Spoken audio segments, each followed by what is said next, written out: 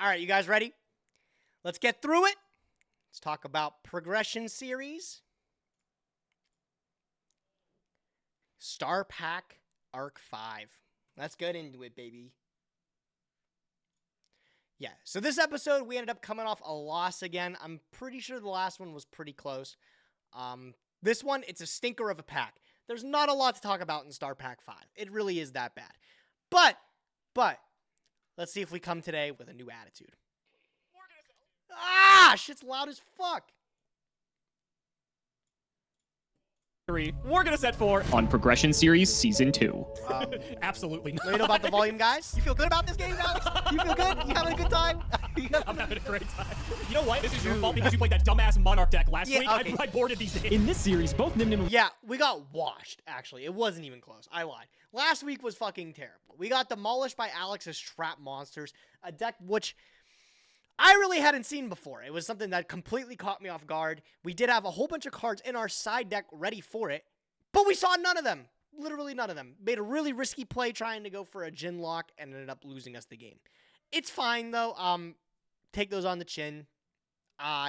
We could have probably played it better, all things considered, but we'll take that loss, right? Myself will be opening 24 booster packs or one box of a core Yu-Gi-Oh! Booster set. We will build a deck and play a best 2 out of 3, and the winner will receive a small prize to upgrade their deck. However, in each episode, we will open another box of the next set that was released moving in chronological order, constantly upgrading our decks before dueling each other at the end of each episode. But this time around, we'll be introducing side sets, a new banning system, and plenty of other fun surprises that you'll just have to watch to find out. So I can take solace in Yu-Gi-Oh! that, Progression right? I can be like, Series Season he 2. opened just the nut, right? That was the only way he was able to win. How's the volume, guys? Is it good? Is it 5% off any single Oh my product, god, click the affiliate links in the 5%? description I and always use code forget how much I CMO5. can And clicking the save TCG Player affiliate link before you shop helps support us to provide you with more amazing Turn it content. down a bit more? I can do that. Look, right, so we're in the banning. I hate being in the banning. But since we're on a 3-loss streak, I have to remove something from Alex's collection. Thinking about what that is, I think I know what it is this episode. We have to think about some things that Alex has an advantage over me. There's a couple cards in particular where he has an additional copy, which could be game-breaking. I think the one, spoiler alert, that I pick in this one is Honest. I end up taking out, I think. And that's because Alex has played 2 Honest while I only have 1. And in a lot of light decks, I end up psyching myself out. I realize. I end up trying to play under an Honest or something. And it could lose me the game, or if he does have the Honest, I just end up losing. So, it is what it is, bro. I was watching Maple, and I got instantly drawn to your mustache. Are you talking about in here? I wish I shaved. Don't bring it up. I don't even want to talk about last week. We got mustache, bro. It's just like by patchy Alex's facial stupid hair. trap monster strategy. I hate that I can't grow facial hair. One of my biggest self-conscious things. I've always wanted to grow, like, not even like a heavy beard. I want to have, like, a 5 o'clock shadow. But I can't do it. I've got the baby face, bro. I hate it. Literally, it just grows in, like, all patchy and ugly. It's terrible. Wasn't even on my radar. He definitely caught me off guard with it. Doesn't help we didn't see any of our side deck cards, but that's besides the point. We won't let it happen to us again. Hopefully Alex doesn't decide to run that same strategy back this week. But today I have a card that I get to ban. Alex has a lot of little one-off cards that are really, really interesting that he's able to toy with. Things like Mind Master or Mirage of Nightmare. But to be honest, I haven't seen him try any. Yeah, like, so there's those are some things where Mirage of Nightmare, Mind Master, like, I Wish I Was Dead has told me to be careful of those cards and, like, actually be weary of them. I've never seen Alex do anything with them, bro. Not a single thing. So I don't think I actually have to be worried about that. I feel like it's just something where until he actually does something fun with it, then I'd have to consider it. What's up, MBT Raiders? How's it going, fellas? Welcome to the live stream. I hope you guys enjoyed. What were you guys doing over there to end the stream? Ace Attorney? Hope it was good. We're watching the new Progression Series episode ourselves, guys. So if you want a little bit of behind the scenes of what happened this episode and the absolute mess, you get to learn about the cheater Alex, bro. I know you guys can't wait for that. Stick around. It might be good. Or if you're new, consider following, right? I'm live all the fucking time. Explain that thumbnail? I don't have to explain anything to you, actually. I was just feeling like a fruity little guy. And you know what? I'm glad. So we just started the episode. I was given a sort of a recap that we got waxed by trap monsters last week. It did not look close. It looked bad. We did a little bit of looking, and it actually seemed that Alex's deck was literal shit, but he did get really, really lucky with draws. So we were talking about things that I've gotten rid of. I'm pretty sure this episode that I end up banning Honest. Let me double check. Anything with those yet. I would love to see him try, and then those would eventually become a problem. But at the moment, I don't think they're anywhere on his radar. So aside from picking one of those major like powerhouse cards, there's just some cards that are rather annoying to me. I've struggled with beating Battle Fader for the last few episodes. That's a really annoying card there. But Alex has another card that activates from the hand that's really frustrating to play against, and he has more copies than I do. He has 2 copies of Honest, where I only have 1. Let's see that. Yeah, like I said, I got rid of Honest because I only have 1 copy of it and Alex has 2. It's a card that I end up psyching myself out of. If I just never have to consider the card ever again, it makes a lot of situations a lot easier to play around or through. So I thought this was a pretty good choice, getting rid of it. There are some other choices in the future that we can consider. I think the only thing we would start doing is maybe start removing cards from Alex's collection that are like tied to specific decks that he played. Like, I remember one of the strategies we took really early when we were on a really good streak is we were just getting rid of cards that Alex got comfortable with. Neos Alias is one that comes to mind when he was playing like some Gemini Spark Bubble Beat shit. Like, I was just like, I'm going to get rid of your Neos Alias, so you can't even play that deck again. Like, you have to think of something else. So I'm pretty sure there's options like that in his Trap Tricks department and stuff to think about for future. But at the moment, we just decided to go with Honest. I felt like that was the best choice for me, especially considering the deck that I wanted to play today. That up, let's just get rid of it completely. I will not be losing any more games to the Honest in the damage step. That being said, let's see what Alex spins on his wheel today. I'm not going to ask questions how we won last week. I'm just going to... Look at the score! I hate seeing him ahead of me, bro. It's so close still. It's still so damn close. 52-51. I love that it's neck and neck. I appreciate it being so close, other than the, other way around. Spin the wheel, because you know what? We take those, and that's all there is to it. Let's go ahead and redeem our prize, because this is going to be a interesting episode, to say the least. Let's see what we... Oh, perfect. Gage is so happy that he gets to ban a card out of my collection this week, but I'll be doing the same to him, regardless of if I win or lose. Speaking of loser, let's go ahead and throw it over to him so he can tell you all...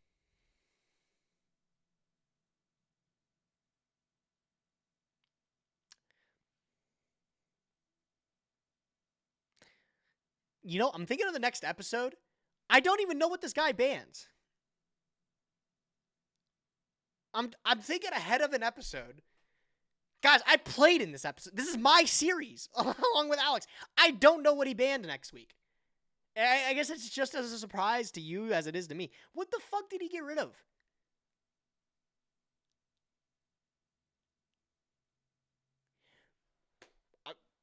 I guess we'll find out, bro. We'll see next week what he got rid of. I don't even know. Arc V. All right, ladies and gentlemen, I know today is a fan favorite set, Star Pack Arc V. Everybody was waiting for this one, right? All right, I'm just going to skip through this. Whoops. And that's all there is to it. Let's go ahead and redeem this. So lose every other Star Pack we've opened up. Yeah, I'm going to skip through this. Star Pack 15 is a stinker. The cool thing it gives us is it gives us another shot at Constellar cards. Cards like Kals and Algidi. Actually, funny enough, we ended up missing copies on our first go-through of the Hidden Arsenal set. And I actually think, like, the Constellars are a pretty cool archetype. The problem is a lot of it was locked under a secret rarity, and you're not going to be lucky enough to pull those most of the time. So having a second stab at Kals in particular is really cool, and Algidi. I don't think I have 3 Algidi either, which is nice. Some of the other stuff in here, there's not a lot. No, that's like it. That's like it. There's like nothing else good. There's Wall of Disruption if you were playing in like 2010. But yeah, nothing else good really. This set fucking blows. Some of the sets are really bad, bro. I think one of the things that I appreciate, well, I don't know if I appreciate it. Going back and looking at these these sets, like you really remember like, oh my god, like they released this shit. I have a feeling it's going to be even worse when we get into like the newer years. Like once we get into like newer product, like I have a feeling some of this stuff is just going to be unplayable. Like you're like, why was this box even released? Hidden Arsenal Chapter 1, anybody? Battle of Legends, the new one, anybody? That set is so bad. Series, it's really nothing to write home about. I wish there was more to talk about with this set, but there really isn't. I think ideally we're going to be looking for Algidi and Kals because I kind of have an idea brewing in my head with something with those guys there. But if we don't get those, it's not the end of the world. I don't think either of us are ever going to consider spending a redoer ticket on this set today. I do have some pity packs to open up. Astral Pack 7 is waiting for me. I don't know what's in this one, I'm going to be honest. I'm just going to open them up and hopefully we get lucky. Something banger, please. Let's go. Whoa! Lord of the Lamp, my man. I guess Skarm's okay, right? I think that might be a third Skarm. Skarm's pretty solid. Funny because I think we only had 2 or 1 of them before. Do we still have Tour Guide? Did Alex ban Tour Guide? I don't remember. I hope he didn't because this makes something even more... I guess, funny enough... I think I opened some of these Astral Packs the other day, too, and I said the same thing. I think that's my third copy. So it better be my third copy. Possible. I like it. Not liking that as much. Literally nothing. Wow, the Invader from another dimension. This was nothing to write home about. Maybe the Skarm's pretty good. It's in the collection. We'll find out later. All right, ladies and gentlemen, Star. Excuse me, guys. Any news if you consolidate the stinker packs? We talked about it, and I think we settled on still keeping the stinker packs on their own episode, just because it's another episode. But also, it's like yeah, I don't know. It's really like defining for the series. I know last time we skipped a stinker pack was like Duelist Pack Crow, and you might be like, yeah, that pack fucking sucks. But it actually did come up later on, where I wish we had opened the set. Because there was like 1 or 2 cards from specifically that Duelist pack that got reprinted that I didn't get my hands on. That I was like, oh man, I could have did something cool with that. But I didn't have them. So I think we're just not going to do that again. Unless the pack is like abhorrently bad. Arc 5. Alex made it a point to remind me that I have to open 50 packs of Star Pack Arc V. There actually are some relevant cards in here, and we'll discuss them as we Crazy the first cut, pack by the way. definitely does not have any of them. Master Diamond is, like, okay. I'm not sure, like, if Gem Knight anything is on the table, but the only other opportunity I think we had to get this was, like, a Hidden Arsenal set, and so maybe something could come of this, but I highly doubt it. Shockingly, I have a lot of the Fluffle support. I can't believe they brought back the Shatter Foil Foil rare for this. What a shitty rarity. I think D-Zeef is a Shatter Foil truther. Can anybody confirm? I'm pretty sure D-Zeef is like Starfoil is one of my favorite rarities. Yo, you can't trust anybody that says Starfoil is their favorite rarity. So I guess this is good. There's also some Constellar stuff in here, but there's one card in particular we're looking for. A nice Pendulum Dragon, like, isn't the worst card. Like, it's fine. I don't really expect us to do much with it, but at least it's playable. There's one of our Aljadis. Remember that all the cards are the exact same in the set. I didn't actually go over it, but all the cards that you could get in common, you can also get in Starfoil. It's a very small set, so I expect to see multiple copies of everything that we're looking for. I remember Whipsnake actually, unironically, being pretty good. Like, you could search this off Monkey Board, and I think it outed some, like, weird boards back in the Pendulum era. Whipsnake. I remember playing this. Maybe like Domain Monarch Locks. This is what beat it. It was cute. Man, that was I played a lot of Yu-Gi-Oh during that time. There's a lot of like eras of Yu-Gi-Oh that I literally did nothing else but play cards. I didn't have a lot of friends in high school, bro, so I spent most of my time just like studying and playing Yu-Gi-Oh when I could. And I remember during this time in particular, for like the release of Pendulums and around the Performapal era, I really put a lot of time into Yu-Gi-Oh. With no results. I want to see some Calces, though. I'm pretty sure I have per zero usual, Calces, right? So I'd like to add a couple of those in my collection. 2 Mobiuses.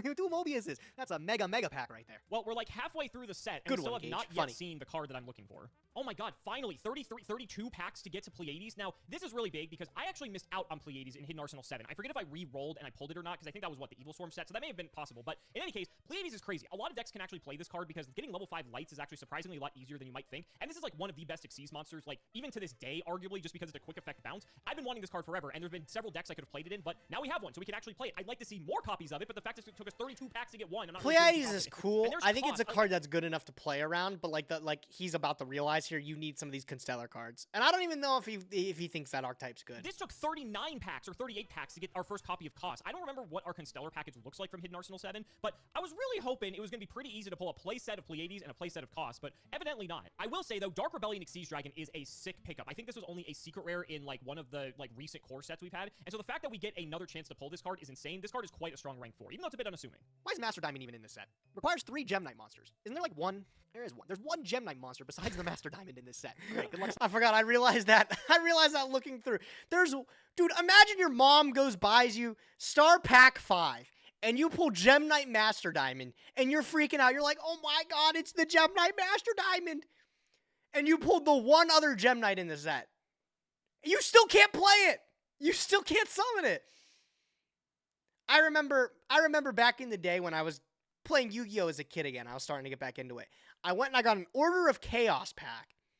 And I pulled a Ninja Grandmaster Hanzo Ultimate Rare. And I thought it was the coolest card in the game. I had no other ninja cards to be able to play. Not a single other ninja card to be able to pair with Mr. Hanzo. But I put him in every single deck, bro. Every deck. Because I was like, that's my guy, bro. Summoning that dude. All right, I'm 35 packs in. I have not seen a Constellar Cows. How have I missed? I feel like I've seen every other card in the set. I'm not. there's 50 cards total in the set. I have not seen a single Constellar Cows. Oh my goodness, bro. No, none of there either. Wow. Poly, Full Helm Knight. I'm coming up on the last 7. I'm gonna flip through them really quick, like lightning speed. We're gonna see if we get a Constellar Cows in these. Ready? Let's go. No. Yes, we got one of them. That's a success in my. That's like the only thing I was looking for. I was not looking for much from this set. We're both flipping through pretty quick, but yeah, there's not a lot from it to offer. I wanted a couple Calces because I did want to look at Constellar again in the future. Book. Can we get another in these last 3, please? No, we got another Mobius the Frost Monarch though. Hey! All right, it all ended up okay. Last pack of Arc 5, couple of Muffler Lions. Why not? We'll put him in there.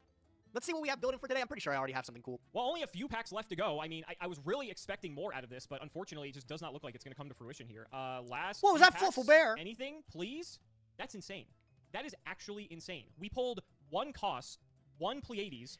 It's so funny that he has similar luck. I ended up getting 2 Kaus in the very last 7 packs or whatever. He ended up getting 1 Kaus total. And of course, you're never re-rolling Star Pack, right? So, like, that's really unfortunate on him. There's not a lot of good pulls in this set, but, like, you're expected to get the decent ones, right? You're like, I'll surely get at least one of them. So, it feels, like, extra bad when you get, like, shafted. And one of the Dark Rebellion Exige Dragon, and, like, that's it. Even though we pulled multiples of, like, every other common in here. That's so depressing. I need to check something. All right, I'm going to be honest with you guys. I really want to play Constellar this episode, but I looked at my pool, and holy shit, that is not playable. We are very far away from being able to play that. So maybe Gage will pull... I can't believe he even thought about re-rolling this set. But you know Alex, guys, he has like infinite redoer tickets. He can reroll whatever he wants realistically. Cards, and also maybe he got lucky in Hidden Arsenal 7 compared to me. We'll just add this to the collection. Honestly, 1 copy of Pleiades is enough, and we'll just make it work. Let's get to building. Wow, as exciting as... Okay. So this is almost exactly same as the last time we took this deck to battle. This is the Ghostrick Monarch deck that we ended up doing a little bit of embarrassing ourselves with last time because we didn't fully understand the effects of Zhangxi being able to reset it face down and get like infinite value. We did make it look sexy though. We won the game pretty convincingly, and so I was pretty confident I could be able to bring this strategy back again. It has a lot of like really cool things going for it. Any board that Alex plays, this plays off of it, and then sometimes just crushes it. The Soul X's, the Storm Force, damaging, right? And sometimes you back up Vanity's Fiend with March of the Monarchs, and decks just can't beat it. I felt like the last time this performed, it did super well. I would have no reason to assume that this time we play it, and it would not do just as well. Yeah, I like it. Not many changes to it from last time. That Star Pack 15 opening was, I think this deck was a little bit more exciting to play last time we took it into the arena. This deck overperformed the last time we played again. Blocked that part out of my memory or something like that. Unfortunately, there's no new additions to the deck, but I don't think there needs to be anything new added to it. I didn't think Star Pack was coming in with anything hot anyways. So we're going to take this deck into battle. We're going to see how it works out. I mean, maybe sticking Vanity's Ruler, Vanity's Fiend with March of the Monarch just wins matches again. Let's find out if Alex is ready for it. Let's duel. So I feel like I tried to play this deck like 4 different... Alex came out with something pretty spicy. Alex always has his moments. He brings out some pretty fun stuff. This one, he's deciding to play Star Seraph rank 4, utilizing the cards from World Superstars. He decided to play his Star Seraphs, the 6 chairs, as well as the Dianaeas and Heroic Challenger Assault Halberder, bro. He also decided to play, this is cute, he's playing Mathematician and Pero Cerberus. What the fuck? Why is he playing Pero Cerberus? Does anybody even know what Pero Cerberus does? Type in chat if you know what Pero does. I bet 5% of the population knows what Pero does. It's a silly little card that if he takes battle damage, he can banish it from the graveyard and pop a card. It's cute. It's interesting. But he decided to make it an engine with Mathematician. So, yeah. I mean, his deck's all right? It's basically a trap deck. It's got a lot of good things going for it. The fact that like his Trap Tricks engine's really strong. Double Dianea, triple Murmillo gets him into Trap Tricks, Trap Hole, Nightmare. Fiendish Chain's still a really good card. The double Mirror Force, Bottomless Trap Hole. I still think Warning and Judgment are terrifying. Warning especially. I know Alex hasn't really ever flipped it up on us now that I think about it. Like, Warning's been something in his collection, but I don't think I've ever gotten Solemn Warning. Can anybody remember if I've ever gotten Warninged in Progression Series yet? I actually just don't think it's happened.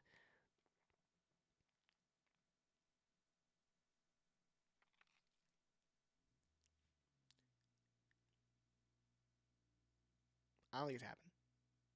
But yeah, no, I mean,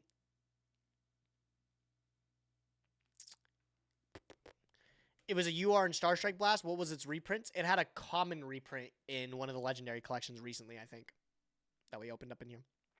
5Ds, I think. Yo, Leonhardt, what's up, bro? But yeah, I mean, it's his list is good. It's sufficient. Like, this is the type of stuff that Alex really, really likes to play. We've seen it since he's, like, piloted Gadget in the series. Like, anything that's just, like, low to the ground, really simple to play, focuses on, like, good interactions with traps and, like, utilizing them at the right times. That's really his wheelhouse. So, this is pretty good for him here. I don't know. It's got legs. Altogether, it really does seem like a threat. Sometimes you just open Stick Chair and you win the game, right? Like, Stick Chair and then you're off to the races. It's kind of crazy. Dude, Matt, here for the sake of keeping my mind occupied. Well, I'm happy to give you a little bit of entertainment, fella. So, yeah. All right, Alex, be gentle. I think his deck is pretty sick. Let's hop into the game, Mr. Yappy Man. Let me pull it up.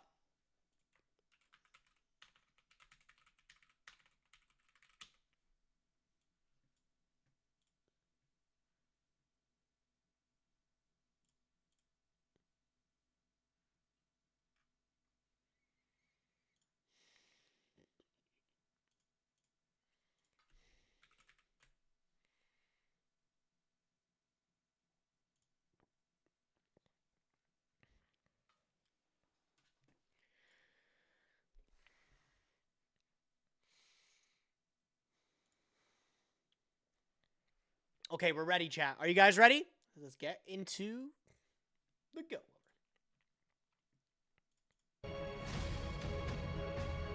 Well, Gage, Star Pack Arc V. How you feeling about this one, buddy? Oh, man, bro. You remember when this one came out? It shook the foundations of Yu-Gi-Oh! As we knew it. Everybody couldn't wait to get their hands on Star Pack Arc V, bro. That is probably the most excited anyone has ever been about Star Pack Arc V. That's to true. be fair, funny enough, for progression series standards, there are actually cards in here that are somewhat... Is the volume still good, chat, by the way? Yeah, I hated to admit it, too. I was looking over it, and my first words that came to my mouth was, wow, this set was a stinker. Yep. And then I said, well, you know what? Kaos and that other Constellar guy, those are okay cards, right? Like, those aren't too bad. And Pleiades is... Yeah, so, like, you look over it and the set's, like, really fucking bad, but, like, there's, like, some redeeming qualities. It's not, like, a set that you could literally skip and say, like, I'd be happy if I opened 0 packs of Star Pack 5. Adam, what's up, by the way, bro? Miss you, man. Hope you're doing good, dude. Is a good XYZ. Did you pull Pleiades in Hidden Arsenal 7? I think I ended up pulling one of them. Okay, all right. Spoiler alert, we pulled 50 packs of this. I did pull a couple Pleiades. I don't know. I'll spoil it. We usually say this for the end. I only pulled 1 in 50 packs, which I don't even know how that's possible. I was kind of tilted. I'm not going to lie. I don't know if you need more than one of him, though. I feel like 1 is fine. Yeah, like most decks only really need 1, so I was happy to keep it. But it was weird. I'm like, there's 50 packs, and it's not like a lot of Star Packs are met overall. I mean, that's how they're designed. They're supposed to be designed for children. Spoiler, I didn't get a shout out. It's supposed to be a cheap pack. And to make a pack cheap, I guess you have to have, like, especially after last week's monstrosity. maybe not desirable cards, but mid-range cards. After what I played last week, so I'm not the target market for the Star Packs, bro. That's okay. That's okay. Oh, so much for all your talk off camera about switching up your strategy. You know what I was just saying, bro. All right, so Alex gets to pick, and he's going to go first. And now I switched up. Look, which is good for us because it means our cards like Stormforth and everything are live. His opening is, it's all right, right? Murmillo, Pot of Duality is pretty strong. But if that's all he's doing, that's okay. Check our opening grip. Our opening grip, Slammer. Slammer, bro. Duality, Caius, Soul Exchange. This is a combo on its own. Anything Alex puts on the field, I'm Soul-Exing into Caius, and I'm ruining him, bro. Stormforth does the same thing. Jiangshi set. This is an ideal opener for us. This is great, honestly. So let's see what Alex does. All right, let's see how we do. All right, let's play, bro. Draw stand by main. Let's play some Yu-Gi-Oh! Let's start with Pot of Duality. I like it. All right. Okay. Slowing things down. We're trying this again. We're trying this again, Gage. I respect it. Solid deck choice. I feel like this is like my Dragon Rulers. I don't think this deck has won at all, but obviously this is a lot worse than Dragon Rulers. In any case, sorry. I'm getting off topic here. What do we feel like taking? Let's go ahead and grab ourselves this Traptrix Trap Hole Nightmare. Seems kind of cool. I don't know what you're doing yet. Let's just grab Fiendish Chain. Yeah. Just keep it. So I think when he was describing this to me, like he was when we were playing this game, he did mention he wanted the Nightmare, and I was like, that's a really bad pick. Like, why would you not take Chain here? There was, like, so little reasons I would think not to take Fiendish Chain. So he did take the right choice here. Diane is not right. Diane is, like, okay for follow-up, but he obviously wants a couple more trap cards, I respect it. I'm just going to go in with this Murmelio summon, if that's okay. Yeah, hey, that's fine. That's also kind of the reason why that decision didn't matter all that much, although we are going to get bottomless. Yeah, I think that's the better trap hole, too. So. Yeah, it's limited, so I'd hope so. I'm going to set 2. Could be anything. Go ahead. All right, dude. I'll go stand by main. See what you're cooking up. Let's see what you're cooking. So you... See what we drew for turn here. Did you normally watch your own progression videos on your own time? No, I watch them. I don't rewatch the episode. Besides here.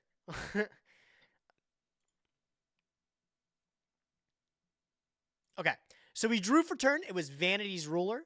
Obviously not a card we can throw on the field. Also not a card that's probably going to be great in the matchup. Vanity's Ruler is going to have some trouble sticking and like actually making an impact. A lot of his things are just 1-for-1 summons, and they're normal summons anyways. His turn ending after that. So we're still in a good spot here. We saw him add Fiendish Chain, so going Soul X into Tribute into Fiendish Chain doesn't feel like the right play. So I don't think I do that. I think I start by going Duality, see what I pick up, and then I just end up setting a Jiangshi because I have to find a way to either bait out or beat this Fiendish Chain. so I can make sure my guys get value. And I think that's all right. Because if I do go Soul X Caius and he goes Chain, I don't know at the time, but he doesn't have any follow-up. But if he has Dionea, it looks really bad for me. Like, I would just lose the game probably on the spot. So I think what I do is I go Duality, set Jiangshi past the turn. Let's make sure. Pot of Duality, you decided to take a Fiendish Chain. Probably Fiendish Chain BTH. Nothing else. You wouldn't keep him in hand. What's your follow-up turn, man? I expect, like, a big summon of a hand. Or, like, if I out this Murmillo, summon Dionea is also powerful. You don't seem too happy about having to play through I don't have anything too flashy. Nothing to beat this. I'm just going to end up setting a Yu-Gi-Oh card, and I'm just going to pass my turn there, bro. Yeah. I think that's totally, like, respectable. Knowing he has Fiendish Chain in the back row, like, a lot of our opens with Soul Exchange or something get alley-ooped into, like, losing on the spot for this. Hopefully, he doesn't know what we're playing either, so maybe he overcommits into an XYZ with this instant fusion or something like that, and we can get a little additional value off there. I know, it sucks. I know. That's sus. All right, we'll go standby main. Call the Haunted's not a great draw for him. I feel like... God, I have a bad feeling about this. Lay it on me. What's going through your head? Set Monster, I'm having traumatic flashbacks to you playing that dumbass Ghostrick Vanity's Fiend turbo deck. So my read is that this is Jiangshi. When you're like, oh, I'm just going to set a card. I can't really do much about this. It's probably because you have no way to protect your tribute summon with what I have. So that's why you're just like setting this and just like chilling. So that's my read. Am I right? I don't know. But one way or another. I love Battle I swear it's Penguin Soldier. Miss it. You have the... Wow. So yeah, I love when Alex does this. Alex can have like a perfect read, but he never acts on it. He never acts on it. And I think on the episode we filmed today, he did the same thing. He has like a read of what cards you have, but he will just purposely play into it and then lose. So Jiangshi, he makes a read, that's what it is, and he bumps into it. Like so I get my free search, okay. Pretty I'll awesome. Pick up a card off of Jiangshi. I'll take 200. All right, so this thing isn't destroyed by battle. Actually, huge swing there. I needed that.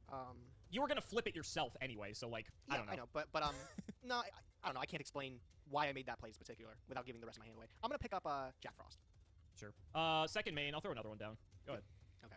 Draw. Stand by me. You ready for this? I didn't realize this was a thing until I don't think I did this. Okay, what did I draw here? Let's check it out.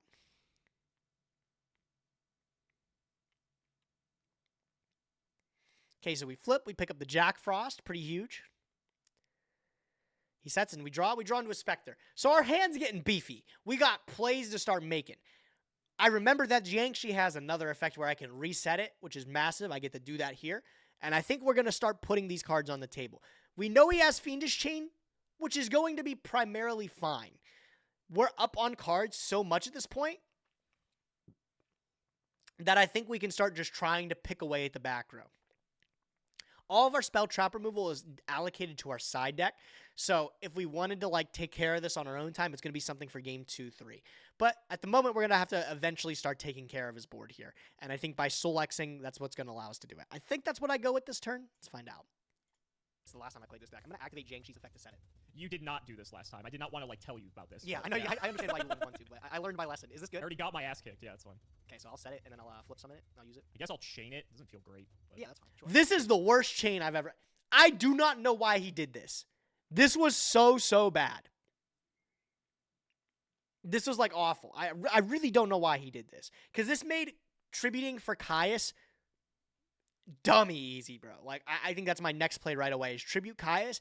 Even if he bottomless trap holds it, I still remove a monster. Super strong. So BTH unknown. BTH unknown. Okay, I'm going to activate Pot of Duality. Sure. Oh, there they are. Yep, there they are. Take your pick. Bro, I'm about to take another Pot of Duality. Yeah, so... So, obviously, those reveals, I'm like, I don't need Fiend. Fiend gets eaten up by Bottomless. That's not going to be my summon. And then I don't need Soul Exchange because I have Stormforth and Soul Exchange already in the hand. So I'm like, I'm just going to take another Duality and set it up for next turn. I'm about to, literally. I'm going to do that. I'm going to take the Pot Duality. That's fine. That gives me some info in your hand. Yeah, you yeah. already have the tribute. You already have the Stormforth or the Soul X, so... Yeah, okay, so I know you're going to Bottomless this, so let's just go Caius, and then I'll target the Murmillo. Yeah, that's going to be fine. I will Bottomless.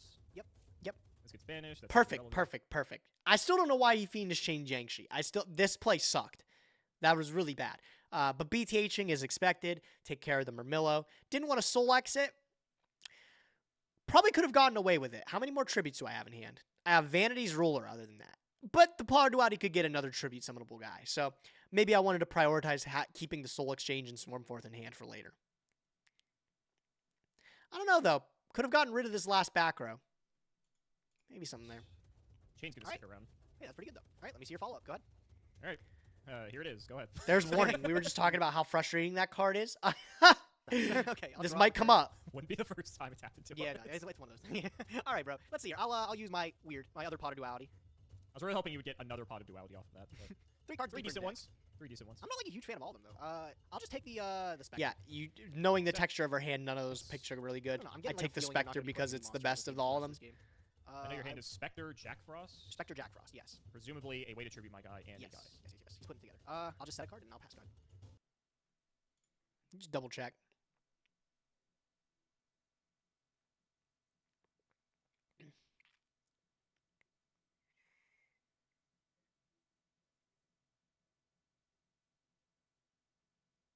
Okay, so yeah, we did draw into a Vanity's Fiend, which is good. These are all the tributes I need, right? I just need Alex to start committing monsters to the board, and then I can get rid of them.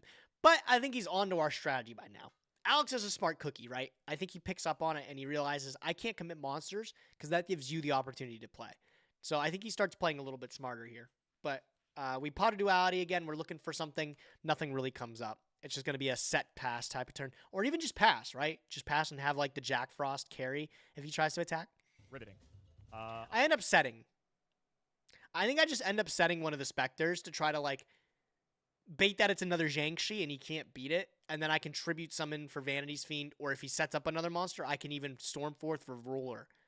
I think that's what I end up setting up here. I will continue what I've been doing. Go ahead. Damn, he's walling up, bro. Stand by main. Most powerful card of my deck. I'm using another pot of duality, bro. Sure. Let's go. Oh no, March of the found Monarchs. Give it to me. You know I want that card. Yeah. And we take the March of the Monarchs. At that point, I have everything ready. I feel like I can summon this Vanity's Fiend backed up with the March. I don't know how Alex beats it, right? I'm going to activate it. Sure. Okay. I'm going to tribute this Spectre for Vanity's Fiend. Thank God Solemn Warning works with it. He has the warning, which is fine, right? We still have Ruler in hand. We still have Ghostrick Jack Frost and stuff like that. We are still fully loaded. It is not even a problem. 2,000 life points to get rid of a game ender. That's fine. That'll take care of it. But if you look at Alex's hand, he still has like a lot of counterplay, which is really terrifying. Like another Dark Hole back here. Good enough. We're not fully out of it yet. All right. I got something out of you at least. Stand by main. There do exist other cards in this deck, I swear to you. I'm waiting for them, bro. I'm waiting for them. Go. Anytime. I do not know what I draw into.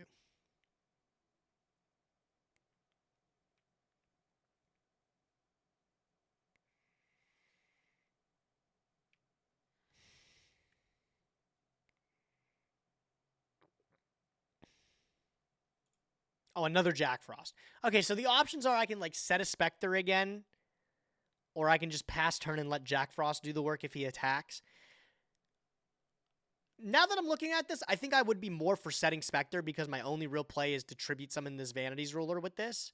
And Jack Frost literally only does something when Alex attacks. He also knows we have Jack Frost, so there would really never be a reason for him to ever push face damage unless he wants to give me a material willingly. So looking back on this, setting Spectre feels a little bit more real. Let's see what happens, great. though. Go ahead. 6. I'll draw.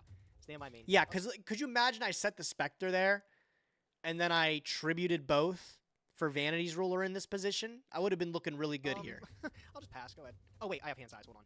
Yeah, you do have. And and then I have to end up like pitching for hand size here. Because there's really nothing I want to get rid of, right?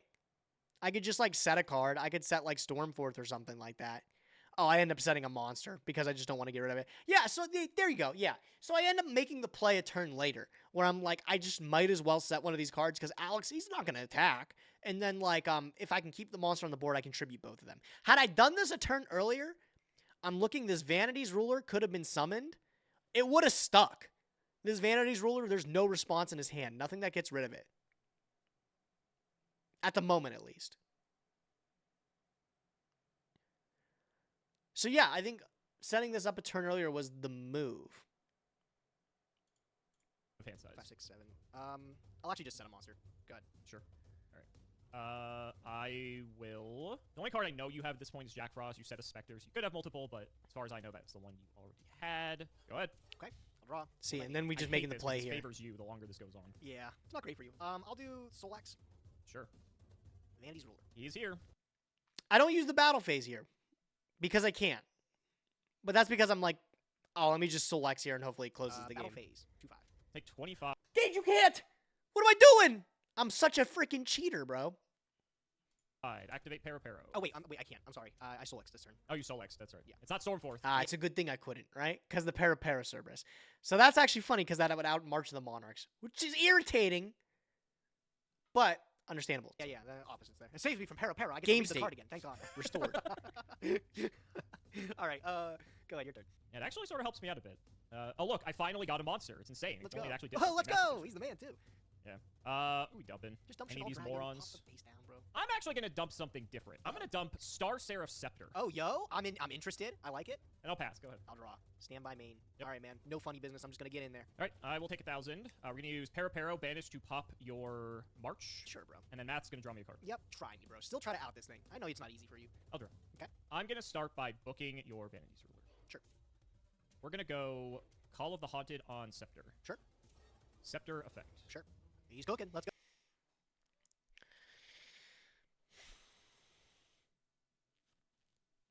Why did I do all that? Looking back on it, let's check the texture of the hand. Because now I'm thinking there's an argument to...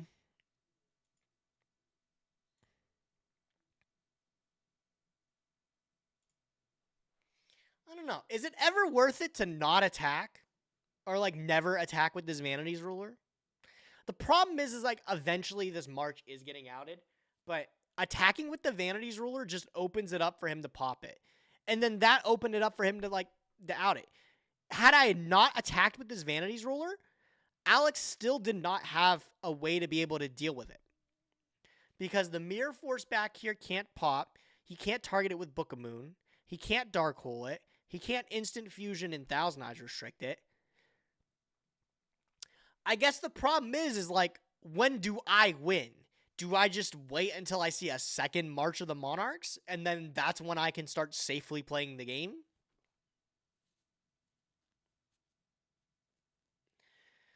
And it's like, I'm not stupid. Like, I knew he had it. I definitely could have waited. And it's probably correct to wait. I think maybe after drawing the Gores, I felt a lot safer. I was like, oh, well, if he pops my March of the Monarchs, well, then I just summon Gores when it comes out, right? Yo, GG. What's up, Gary? How's it going, bro? Hope you're doing good, man. Hope your dueling book grind has been fruitful. Yeah. So, looking back on it, there was no reason to ever attack into this Mathematician. Why would I even give him the card in the first place? That really was misguided. Can he crash his Mathematician? He can.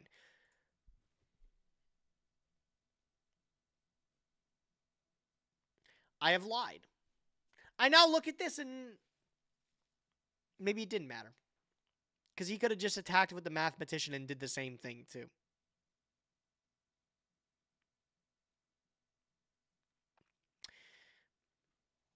It's defensible. I think it's probably fine reading that he could just crash this in here. Go. Add Sovereignty. We're going to go normal Mermelio effect. Oh, you stick chair. Cards keep coming. Get that.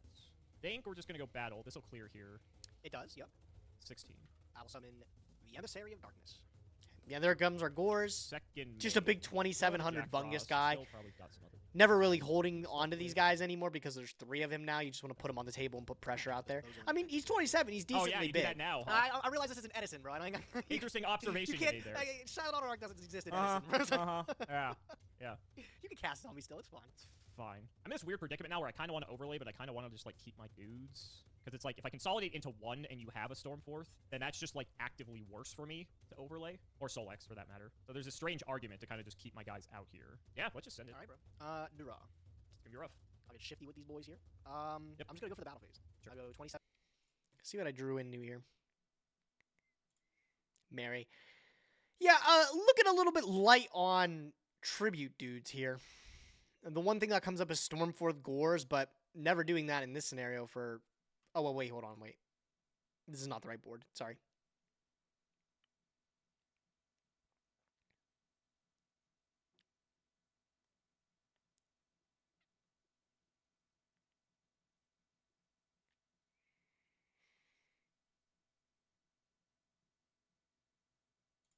Okay, so yeah, obviously, March off the top is pretty cool. Unfortunately, no tribute monsters in sight to be able to take advantage of it. Another scenario where I hate to bring it up, but especially now, Vanity's Fiend would win the game, right? Activate March Tribute Vanity's Fiend wins the game on the spot. Alex does not have an out for it in his hand. Not on the field either. Kind of unfortunate. All right. But that's fine. That's fine. We shift these guys to attack. There's nothing else we can really do. We're just going to try to address the board here. And then hopefully a 2700 Bungus guy can provide enough of threat, right? It's going to bone this, but I should be fine. I should be okay. Your move. You got Jack Frost, so again, it's not like the end of the world for you. Main one. Jack Frost's effect is like when I attack you directly, you can like special him and it defeats it. It Book of Moons it, the monster attacking, and it specials him face down. So you special the Jack Frost, and then you book it specials it face down, and then you Book of Moon the guy. Okay. Yep. All right. Thank you. I appreciate you telling me. You have to win the game. And like, yeah, obviously we're feeling pretty good here, right? Like we feel like we can't die. We got a couple turns in us. With Battle Fader, Jack Frost, Spectre, and stuff like that, I'm really just looking for a tribute monster now. Something to pair with this March of the Monarchs. And then hopefully be able to take, advantage of the game there. Ideally, Vanity's Fiend. Ideally, Vanity's Fiend would be crushing. At some point. Let's duality. Sure. Oh! Damn. I love that thought process, bro. It's really I have to win the game. I love it's really hard to pass a Pot of Greed. I know, right? He's kind of nice. I love that thought process, though. I need to win the game soon. Let me pot it out so I can lock myself out of special summoning. Well, I was kind of looking for damage. I'm going to take Greed and just fire shuffle it. that deck up. After I shuffle, yeah. All right, what do you got? Two more. So nice and shuffled. I'll draw 2. This goes to Grave. Cards in hand, bro. You got 8 cards. I know. It's kind of crazy. It's also crazy because we also got a guy. Yeah, so there you go. that's There's the kinda dude. what we're looking for. Yeah. All right. This is a lot of damage, so you're gonna have to stop some of this. So we'll go 16. Yeah, I'll take the 16. Yeah, and I decided to keep the Fader for last because that's the one that like legitimately keeps me alive. I just decided to go Mary here to get the train running. Also, funny enough, 1800, so it walls off the rest of his attacks. I know it's 18. Thank you for reminding me. I'll go second main. Yeah. Dude, it's dead even, right? That's crazy. And it's 48-48. I did duality this turn, so I cannot do much. So I am just going to throw one down. That puts me at 6, and I will send it back. I will draw. Stand by me. All right. Unfortunately, it comes down to, did we draw another tribute summonable guy? That's what it's come down to the last few times, is we haven't been able to find the pair. Like, look, we've got the full setup. We got Jiangxi on the board now again. Crushing, right?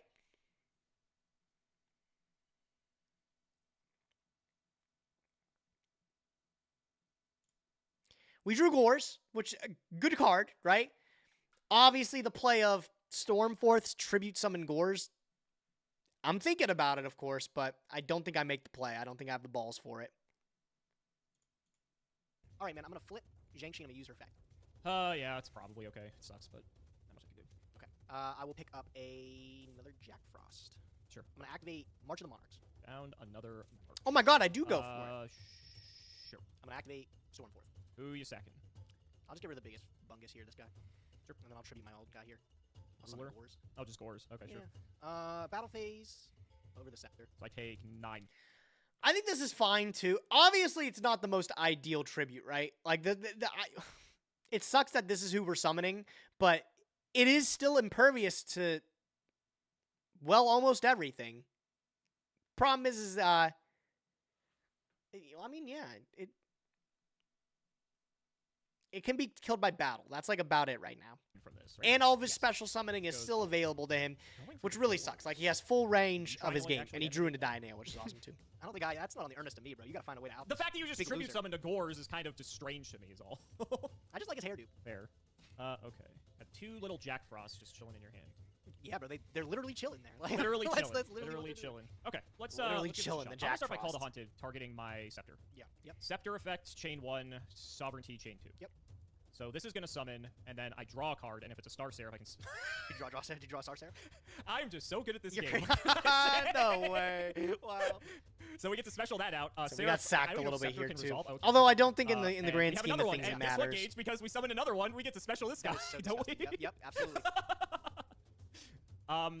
Make sure you draw your card off of the Sovereign. Oh yeah, I get to draw this card too. Bro, that's insane. oh my God. That's insane. I can't believe we actually did it. Okay, cool. That opens up a lot more plays that we can do. Oh yeah, Sick. I might be cooked here, bro. I might be yeah, cooked. this is not going to be great for you. I'm going to tell you. All right. I want to think how I want to overlay these. So I think what I'm going to do is we're going to overlay 2 of these sovereignties with this scepter, and we're going to make Vylon de Sigma. Oh, so I expected here. What's going to happen here is we're going to activate the de Sigma inherited effect on Scepter, which is I get to pop your March and I get to draw a card. Yep. I didn't mean to shuffle. Then you want to take my Gores? That is. When's the last time y'all read Vylon de Sigma?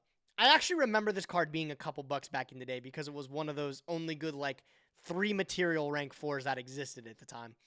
And out of the board, I'll admit, this Sigma took care of March of the Monarchs, which allowed him to take care of the Gore's Emissary of Darkness. So I'm impressed, right? I didn't think he had a really efficient out for it. Is what we're going to do. So I will detach one of these aids. Sure. This becomes equipped. It does not take control. I wish it was that good. I still have yet to normal summon, but I know you have like Jack Frosts and stuff, but I can at least like, you can also just have Fader and things too. This is what?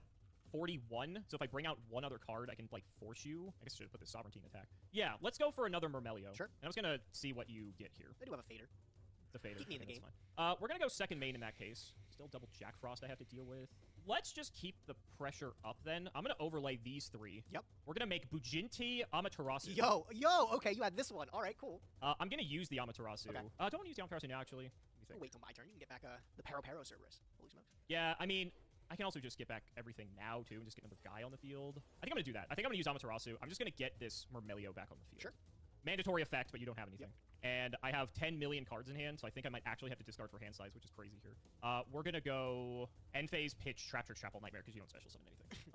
Yeah. So obviously commanding turn from Alex. Funny thing is I'm going to still throw this out there. This game is like not completely lost. Like we have a lot of ways to stop the battle phase or at least delay the game. And then a lot of the times, like as long as one good summon sticks, like we can get back into this. Unfortunately, we've lost both March of the Monarchs, 2 of them out of 3. So it's going to be a little bit rough to find that third one to insulate the card and like really go for that game push. But this board is like, as bad as it seems, it's manageable. Like we can still handle it. Our hand has not been too kind to us, right?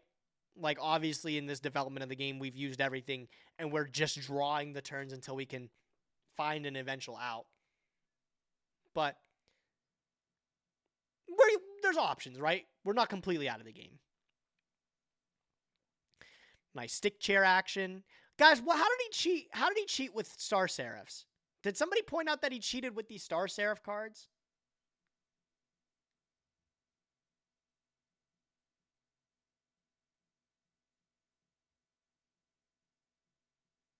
He didn't?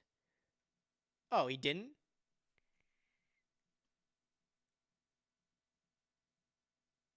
Oh, okay. Well, never mind. Alex is the fairest player of Yu-Gi-Oh! Apparently. My man has never told a lie. So yeah, here comes Fader. We could have Jack Frosted here or stuff, but I just decided to keep it in hand because it's guaranteed material for any sort of draw. We draw into another Battle Staller, right? This game doesn't look good. It looks like we're still falling behind. Even now, if we see like a Caius or something, it doesn't win us the game. We're still losing to the entire board. So we're in a really rough spot. Over to you. Okay, I'll draw. Is this game 1? Yes, it is still game 1. Draw, stand by main. I know you still have all your fucking guys. Yeah, so you know I'm not dead yet. I'm just kind of yeah, hoping for a good draw. You shouldn't be. In your end phase, too, I'm going to get this character bro, back in my hand. Yeah. Okay. So if I clear this Fader, my 2 big guys can game you.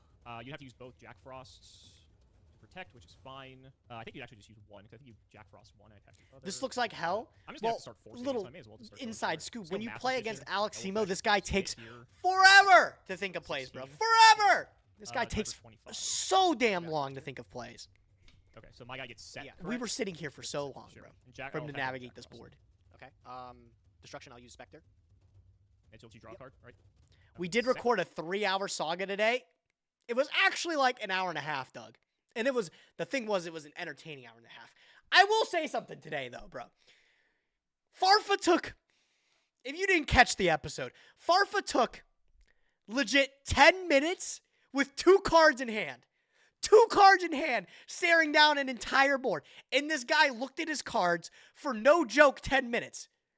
And he's like, well, I could do this and this and this, and I could do this and this. You had 2 options! And then, okay, so that's not it. That was something to get mad of, right? He took a little bit. But I sat there, I enjoyed the game like any other duelist. It comes to my turn to play against Doug, and I take my sweet old time thinking of a really complicated turn. I've got triggers aplenty. I've got a whole board I gotta deal with. And this guy starts complaining. This guy starts bitching. He goes, Gage, why do you take so damn long? Are you gonna make a play, Gage? I go, you literally took 10 minutes with 2 cards. And you know what? I'm glad I took so damn long because I ended up getting the 2-0 this week. The dub skis, bro. It was worth it. Every extra second that I took, worth it. Worth it. God, bro. But this guy, he was like, I'm playing Subway Surfers because I'm so bored. I was like, man, I was fully locked in on your duel between Doug Zeef and Farfa, bro. I was locked in on it. You couldn't do the same for me? Disrespectful. Back in Maine. Disrespectful. I know you still have another Jack Frost. I don't know what else you've got going on. I haven't special this turn, have I? I'll do Duality. Okay, yeah. I'm going to just let the rest of this game play out. That could be useful. I'm sure you guys have already seen it. It doesn't go good. We're knocking on death's door. We have been for the last, I think, 4 turns or something like that. I am simply just staying alive on a thread. Keep in mind, like I said, Caius Summoner and stuff like that, it doesn't work out. There's our third March of the Monarchs. Baller card. Baller card.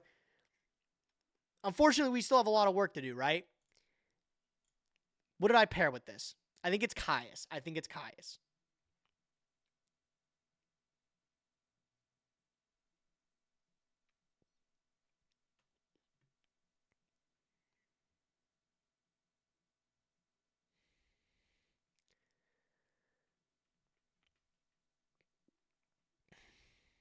Yeah, okay. So, huge draw. This is the way to break up the board. And look, it looks really appealing, too. The problem is it doesn't deal with the rest of Alex's hand. And Alex has infinite cards. So, like, this is the obvious best thing where we go, activate March. Tribute Caius, we banish the Amaterasu, and then we can attack over the Desigma because we have the battle stats. Unfortunately, he has Mathematician and Murmillo, and he has another turn. He can literally normal summon Dionea and, like, just take the pickings, right? Dionea summon Murmillo takes care of March, and then he just has to beat a 2400 vanilla. The writing's on the wall. I'm going to let it play out. Tribute the Spectre for Caius. And that's our third March. So after that goes, after he outs the third March of the Monarchs, it truly is the end of the game. Because my only thing that's like keeping my huge benefit is gone. Draw. Stand by main. I'm in a normal Dionea, target Murmillo. Sure. Murmillo, pop. Yep. Let's make a new guy gauge. How about I'm into it. Let's summon Dark Rebellion Xyz Dragon, fresh out of Arc V. Yeah, first time I've seen this boy. Okay, all right. We're gonna go ahead and use his effect. We're gonna target your Caius. He's gonna gain half the attack, and you're gonna lose half the attack. 12. Got it. Yep, and I'm at 37. Shocking. So I'm gonna go battle. I'm just gonna slam in here. It's 25? 25. Yep, I'll take it always does 25. When it attacks a monster that it drains. Okay. I know you got something. I do. It's Fader. That means the last card in hand is Jack Frost. Sick. I don't really fear a whole lot now because all your marches are wow, gone. this is permanent too. It is permanent, yeah. It's kind of crazy, isn't it? Oh boy. Pot agreed. 2 more. No! That's only fair. It could literally be anything. No! So close! Oh, man. Oh, you're so lucky, bro. I'm playing Contrary last. What did I draw, though? I think I was like... So I had pretty much, like, accepted the fact that I wasn't going to win this game. But after I had drawn into Brain Con with 700 life, I was like, damn, I think that might have been, like, a lethal shot. I kind of want to just double check and see if, like, Brain Con take his guy would have been, like, game.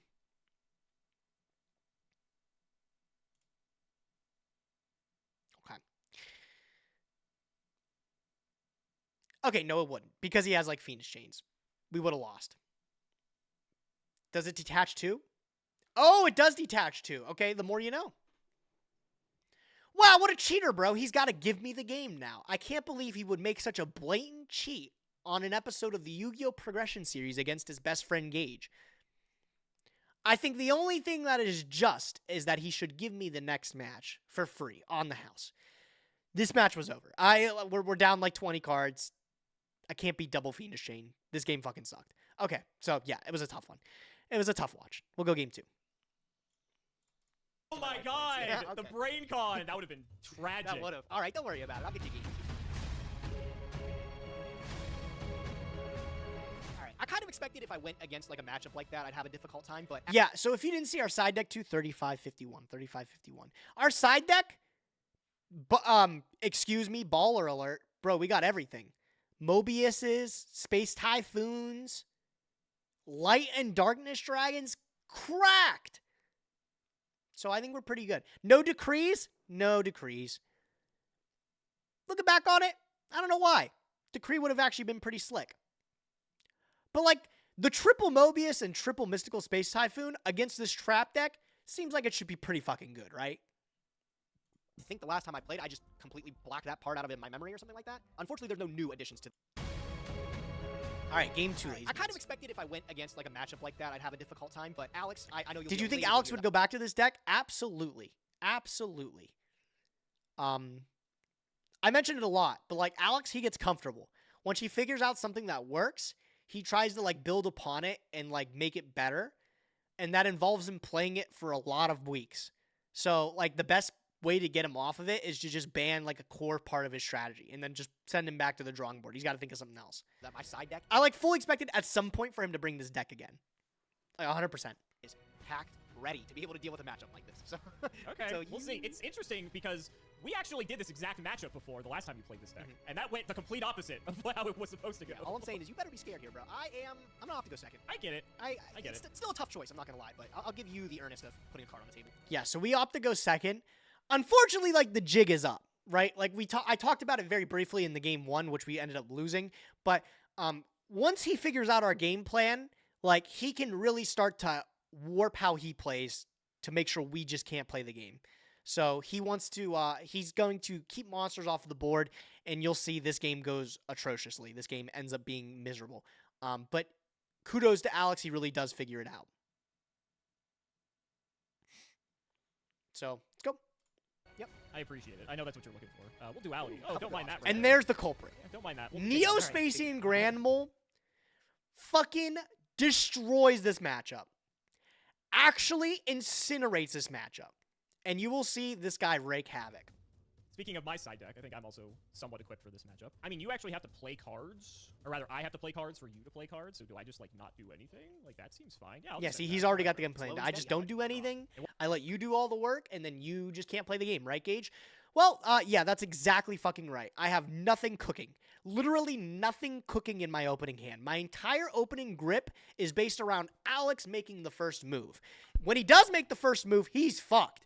Like, look, I got Ryza, Mobius, like the back row's nuked. I can stack him, I can draw lock him, and then Fader, Spectre. These are great tribute fodder cards, right? Even Soul Exchange on the follow-up is so strong. Unfortunately, Alex with the Granmole puts a huge wrench in our plays. Let's fast forward and see what we do.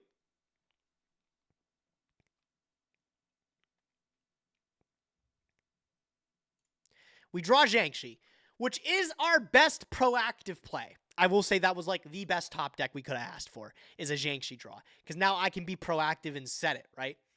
Unfortunately, we know Alex has Granmole. And that's depressing. How do I deal with a Neo-Spacian Granmole? I don't. I don't. So what I end up doing is I actually think I end up setting the card. One last game, somehow. Stand by main, put a card on the table. All right. Sure. Here's the mistake. I am looking back on this, and no, there's never there's never a reason he would do that. I was gonna say, what if we just don't do anything and he summons Granmole and attacks?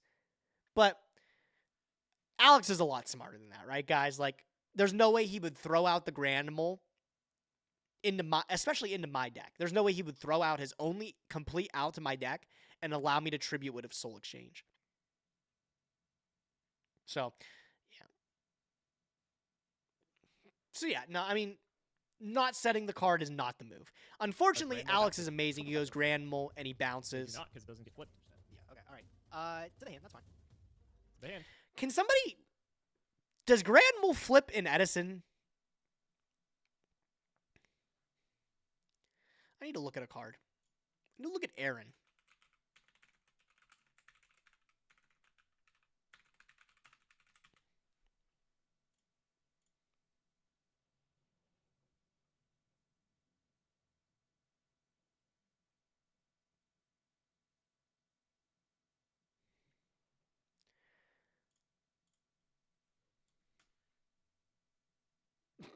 That's called March. Yeah, I did see that.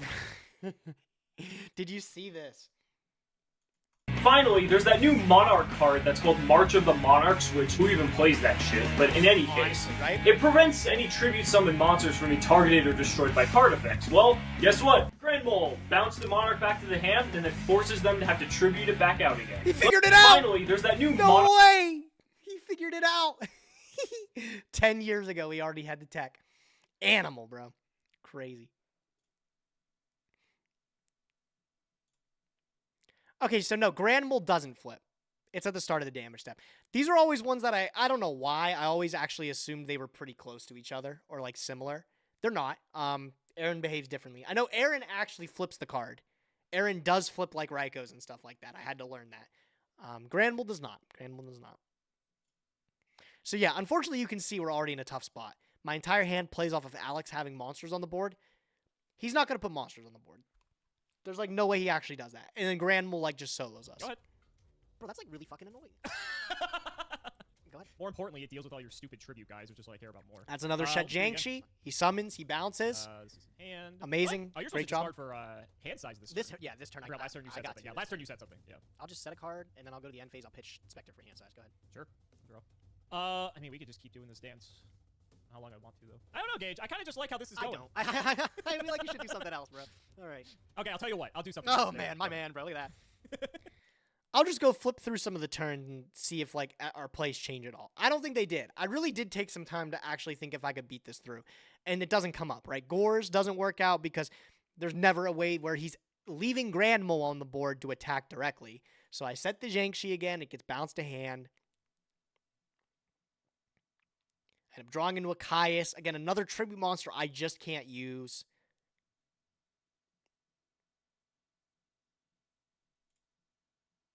So I end up setting and passing again, and he keeps ripping us apart, right? Again, we draw into like another tribute card, and this is where I have to start setting things. And I don't feel good about it, right? Like I have to start setting things, and I'll show you, because like I don't want to discard them. I think the cards are pretty good. But the problem is like now turns off Gores, right? But I'm still not in any position where I think Alex is ever going to attack directly. He knows what my deck does now, right? He knows I have Jack Frost. He knows I have Gores. He knows I have Battle Fader.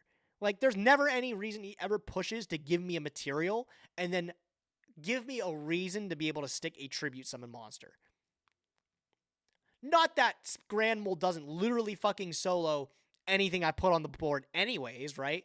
Like, if I even do successfully tribute summon into Ryza and draw lock him, he just goes, anyways, summon Grand Mole, put the card back, and then I'm set back a turn again. I'm back to square one, right? I have to find a way to stick a monster and do the tribute summon all again. Like, it truly is brutal. Why not just pass on an empty board and make Gores live? Because Alex is smart enough to not attack into that and put my Gores on the table.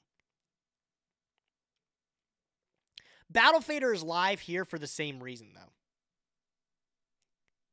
I think I ended up like having, like, this is live for the same reason. If he does make the mistake of keeping a monster on board or attacking directly and giving me a material, it still is the same result.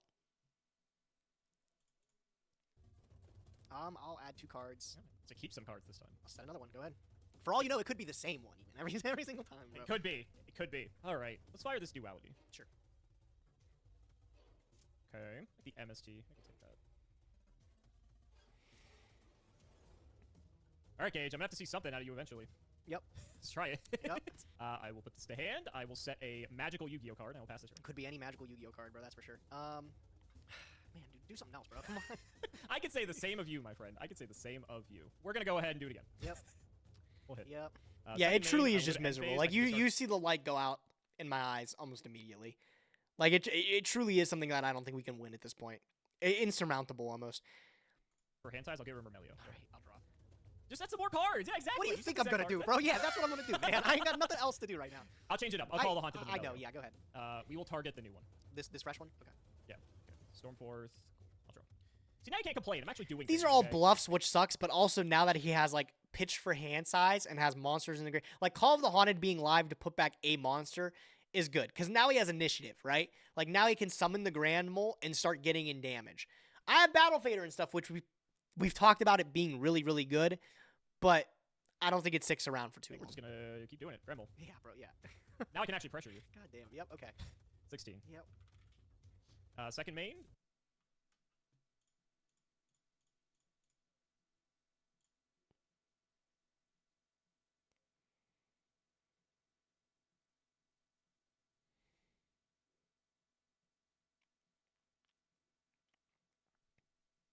Why did I do that? Why didn't I Battle Fader there?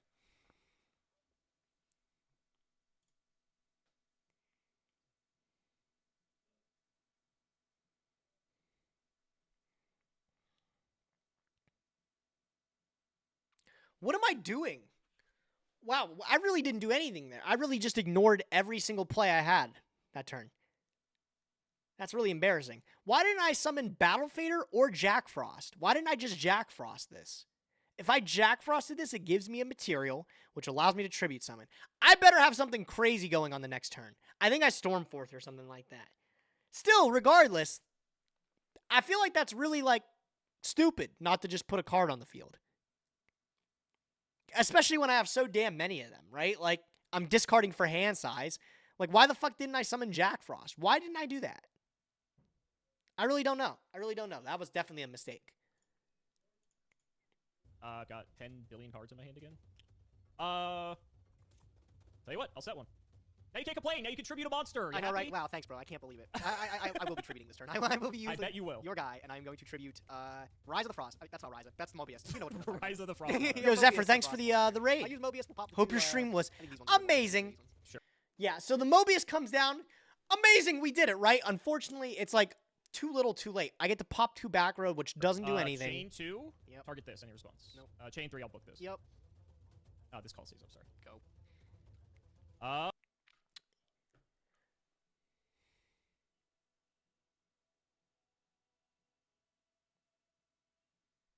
We will draw. I don't really want to give you Mobius back. Oh, I'm hand side. Sorry, by the way. 1, 2, 3, 4, Yeah, 5, hand 6, side. 7. So I got. You know, I'm really thinking in, like, legitimately, like, summoning that Jack Frost might have changed the course of this game. Because, okay, now at this juncture, I don't know what he does exactly. I think he might, like, summon Mathematician or something. Like, imagine I had the extra material. Imagine it's 2 face-down monsters, right? Both of them really easy to out. Nothing too scary. But having that extra body on the board would have really mattered. Because now that I have something on the field, I can start taking initiative and continue to tribute summon. Right? Like, imagine I followed this up with tribute Caius or tribute Ryza. What did I end up doing? How did I end up losing this guy? This Caius. Happy to see 2 of your Stormforce gone, to be honest. Kind of nice. One of our summons probably just going to lose out to another tribute summon thing. Let's just go for this Mathematician. Sure. Yeah, okay, there he goes. Yeah, he goes Mathematician, dump And Pero, let's just get in and then gets over the Mobius. And I will pass it to you. Stay in my main. I will go Duality. Yeah, man, wow. Wow. I'm not, like, going to say that Alex is smart enough to make certain plays. Like, I think he definitely could have, like, Instant Fusion Thousand Eyes restricted. Like, if he really didn't want me to keep a material. Like, he could have Instant Fusion Thousand Eyes restricted and taken the monster and just sent it to Graveyard. I can't quite say he would make that play, but definitely having the extra material on the board would have made a huge difference. Like, this game would have played out very differently. That's, again, assuming he makes the same play we just watched, right? Normal summon Mathematician, and he doesn't do anything else. Wow, I'm going to regret that. That's... Sure. I'm already feeling stupid. Yeah, I don't even know if they're good ones anymore, Alex. That's the problem. It's like, you got this fucking Granimal. I feel like I've got you a bit tilted over there. Yeah, The Brain Con's pretty spicy. I think I do end up taking the Brain. Oh, I can say the same thing about March. Just saying. You dealt with it like 3 times last game, bro. Like, no problem at all. You laughed at it. Like, give me the Brain Con, I guess. Yeah. Sure. So we take the Brain Con so we can tribute his Mathematician. He doesn't get the draw. Okay. What am I doing?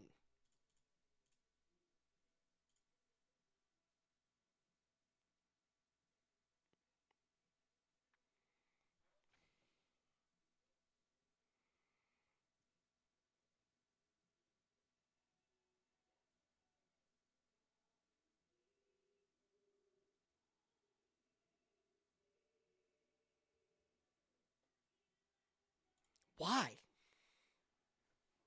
Why?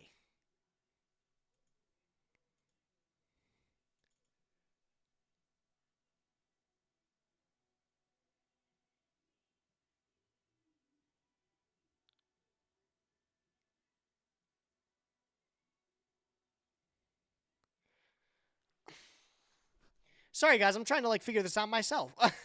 I made a lot of really fucking terrible plays. Why did I set Janks here? I guess my thought process is if I Brain Con as Mathman, summon Caius, right? Best case scenario. He still has Granimal. He summons Granimal, and the Caius goes back to hand. From there, I have nothing. Again, nothing.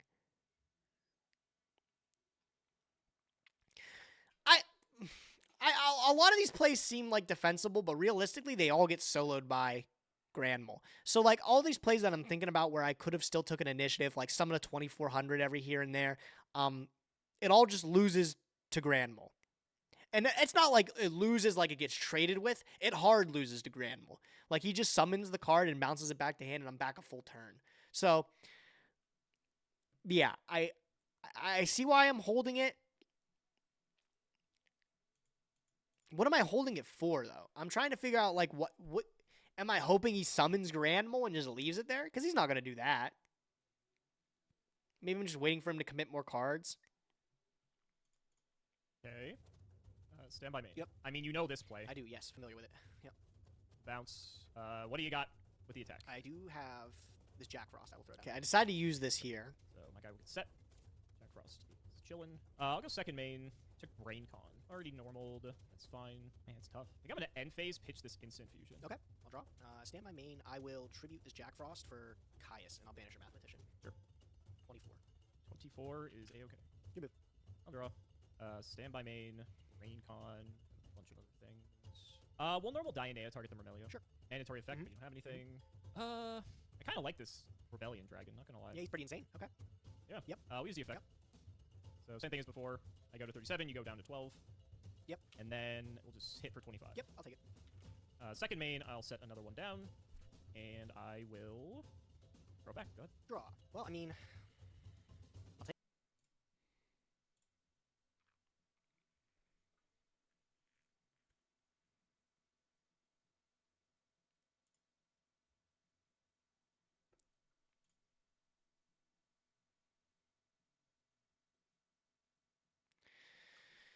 Bro, I'm really embarrassed looking back on this. Like, I really, like, now that you guys see my point of view, I'm, like, rather embarrassed. Like, why did I summon Jack Frost instead of letting this battle go through and summon Gores?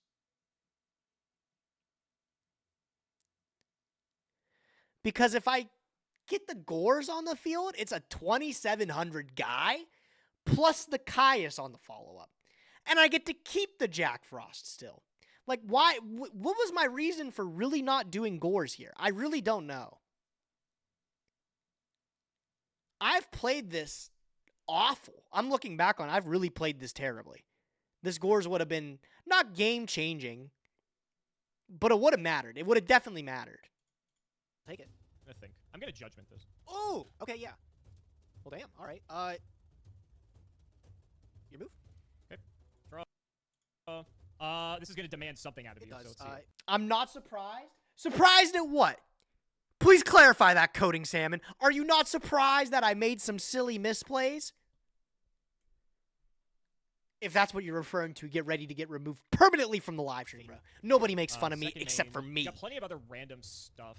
I'm trying to just think about, like, worst case scenario type situations here. Ran you through 2 Kais, you still got all the Fiends, you still got the other stuff.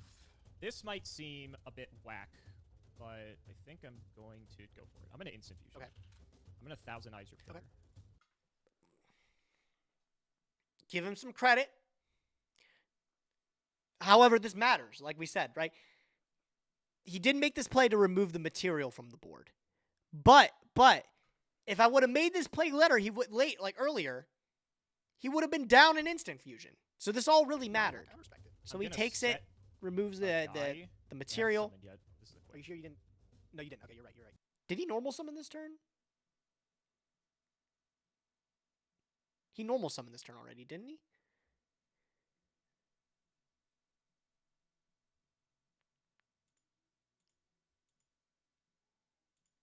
Think about, like, worst case scenario. A second. Okay. Draw. This is going to demand something out of you. It does. So let's see. Fader. Sure. Second main. We got plenty of other random stuff. No, he didn't. Just think about that. To go at a guy I haven't summoned yet. This is a quick. Are you sure you didn't? No, you didn't. Okay, you're right. You're right. Yeah. Yeah, I just went straight to battle phase with Rebellion. And that's it. Let's go to end phase this dice. Go ahead. I'll activate Dark Hole here. Sure. This goes my sovereignty. Okay. Go ahead. That's Zhangxi. I will draw. Since you control a monster and I don't, I'm going to run out Assault Halberd. Okay. We're going to normal Grand Mole. Yep. The mole. Yep. 18. Oh, man. I will use the Emissary. Yeah, so, like, I held this emissary for, like, the whole fucking game. And I'm looking at it, and, like, there was at least, like, 2 other or 3 other junctures that would have mattered. Tengu after? Yeah, I'll run 1 or 2 matches, Joseph. I'm almost done with the episode. We'll do that after. But, yeah, like, I really held on to this Gores for way too damn long. Like, it maybe would have mattered the turn before, because having the extra 2700 body. And it would have mattered a lot earlier in the game, too. Like, I just took 1600 to the face and just didn't play any cards for some reason. I just didn't take a card out of my hand. I'm still thinking back, it really would have mattered. Like, that 1600 that I took off of that Murmillo and just didn't summon the Gores there, that would have been, I mean this with no exaggeration, that would have been, like, game-changing to summon the card there. I really fumbled that, yeah. Got the emissary. Yo, Aaron, thanks for the prime, fella. I was going to say. Appreciate it, King. I need to point out again, we're probably not going to hit it today, but we have a sub goal today. We're at 182. If we can hit our sub goal today of 200, I have the MBT biography. My butt is so noisy, and we'll have a little read-along together if we can hit our sub goal. I don't know if anybody wants to be cultured, but let me know. To do. I don't know if you can have another Assault Halberdier, I guess. I don't know. Yeah. Is this one for sure? Oh, well, it's a different. It's a Cyber Dragon. Yeah, it's just a Sidra. Yeah. Okay. Still thinking in battle. No, yeah. In battle, we gotta call the Haunted again. Another one. I really don't want to lead you with 2 guys. I have to call the Haunted. Yeah. Okay. What are you targeting? We'll bring back the. I don't really think it matters. Yo, Doormat. Thanks for the follow, my man. Appreciate you, King. Okay. Take 100. Okay. Para effect. Pop the Gores. Cute. Adorable, even. Yep. Second main. What are we gonna do with these losers? Like I said, I really just don't want you to have, like, a guy. I notably had it normal this turn yet. You have not, that's right. All I did was I special Assault Halberd, special Dianea. Damn, I forgot too, bro. No, he normal. Didn't he normal? Wait, didn't we just watch him normal? Yup. 18. Oh, man. I will use the Emissary. Oh, he did normal summon. He normaled the Granimal. I'm a silly goose guy. I was going to say. See, the problem is you guys don't see it, but Joseph knows, too. These turns take, like, sometimes several minutes. Alex is a thinker. I'm a thinker. Some of these things I'm not surprised they get lost in translation. I don't know if you can have another Assault Halberdier, I guess. I don't know. Yeah. Is this one for sure? Oh, well, it's a different. It's a Cyber Dragon. Yeah, it's just a Sidra. Yeah. Okay. Still thinking in battle. No, yeah. In battle, you gotta call the Haunted again. Another one. I really don't want to lead you with 2 guys. I have to call the Haunted. Yeah. Okay. What are you targeting? We'll bring back the. I don't really think it matters. I'll bring back Dianea, I guess. Sure. Attack the token. Okay. Take 100. Okay. This play is, like, super cute, actually. Cute. Adorable. Like, it's really heads up for him to see that line. What are we going to do with these losers? Like I said, I really just don't want you to have, like, a guy. I notably had it normal this turn yet. You have not, that's right. All I did was I special Assault Halberd, special Dianea. Damn, I forgot too, bro. I thought you had. Okay. Question is what I want to do with this stupid token. I'm going to overlay. Yep. Ragna 0. Pop the token. Crazy, wow. All right, yep. Yep. Is this another one of the cheats people were talking about?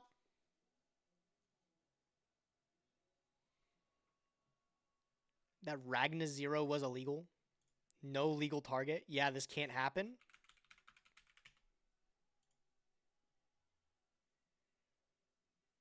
Oh my god, Ragna 0 does say attack position. Oh my god. How do I let Alex get away with this, bro? Guy, this is another thing that took 10 minutes. He had to look up a ruling if you could pop the token. Why was he looking up if you could pop the token when he should have been reading if he could even activate the card? He couldn't even use it. Oh my god, I'm so dumb, bro. Why do I let him do this to me? I just believe him. He's such a trusting face, bro. I can't. he tells me, oh, Gage, I didn't normal summon. I would never. And I say, oh, Alex, you're right, bro. Why would you lie to me? Why would you ever lie to me, right? Silly. And we get to draw a card, which is even better. Being completely honest, let's not be silly. He could just summon Castel and spin it back. Relax, it's fine. He drew a card, it's fine. Okay, I'm going to set a monster. Again, still having normal. Set a back row. Yep, okay. Go ahead. Did he normal summon? Oh, he did twice. Okay, never mind. I thought he did it 3 times. I was going to be like, what rules is that, bro? Stand by main. I'll set my own monster, and I will pass turn. Go ahead. I will draw. Stand by main. Yep. I know you've still got other shit that I have to bait out. So, I mean, we obviously go for it. Granimal, back, bounce. Yep. See what you got. Oh, the first of many. All right, we'll Jack Frost that. Well, you already got through 1, so. All right, Ragna's set. That's fine. Second main. Sadly, I'm going to have to let it ride. That's okay. Go ahead. Over to you. Draw. Okay. Yeah, that's unfortunate. I'll tribute Jack Frost for Ryza, and I'll use the Ryza. Right. I will stack your monster here. Sure. Battle. I'll get over the Ragna 0. Mirror Force. Yeah, you got this one. Good game. Wow. Maybe I'm lying, bro. This was probably a definite game 3. This was really poorly executed. I'll say, like, Alex had a lot of illegal plays in these last few turns. A lot of them didn't matter, like Dark Rebellion not detaching 2. Why do you care? But, like, what does he have in his deck, too? Let's go to his... What's his rank 4 toolbox like?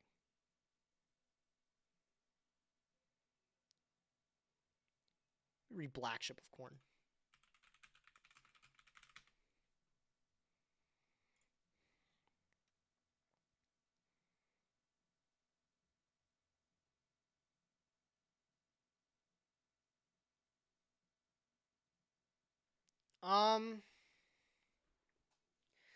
Yeah, I don't know. I don't want to say too much. Because this actually did matter. The Mirror Force clearly mattered. That was the one thing that, like, even... I think I won the game with the Ryza there, actually. I played it very poorly. There was multiple times where I could have used one of my hand interactions, Gores or Jack Frost or something like that. There was, like, 2 or 3 times where I just didn't, that it would have definitely, like, changed the course of the game a lot earlier. He would have been able to Cornet. That's right. That's what I was looking up. I wanted to check if he could Black Ship of Cornet. However, he wouldn't have drawn into the Mirror Force. And if he doesn't draw the Mirror Force, he doesn't beat the Ryza, which means the Ryza attacks for 24, which is game. Game 3. Yeah, damn, I'm looking back on this, and this was really poorly executed. He did draw the Mirror Force on the turn you set pass. No, he drew it off of Ragna 0. Yeah, you got this one. Shit that I did. Okay. Okay. We'll pass turn. Go ahead. Which is even better. God, I love Ragna 0. Yep. And we get to draw a card, which is even better. God, I love Ragna 0. Okay. I'm going to set a monster. Again, still having normal. Set a back row. Yep, okay. Go ahead. Stand by main. I'll set my own monster, and I will pass turn. Go ahead. Oh, no, I see what you mean. He would have drawn, because I would have passed turn here, he would have drawn into it. No, you're right. So he still would have seen the Mirror Force. Stand by me. Yep. I'm really thinking it was one of those earlier plays in the game, though.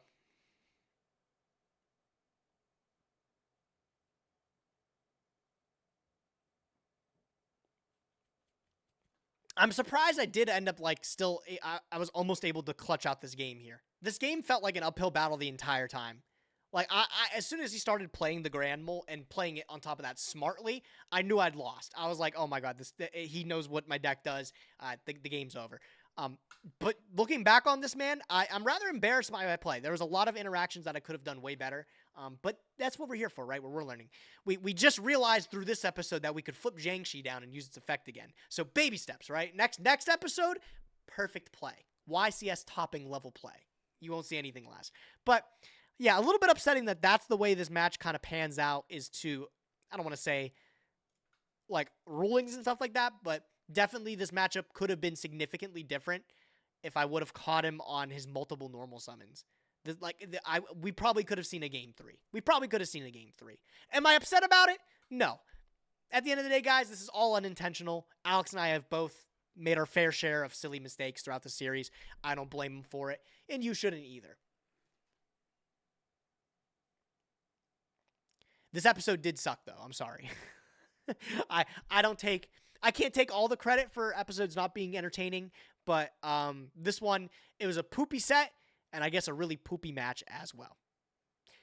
I can't win them all, bro. I can't make them all good. That's all right, though.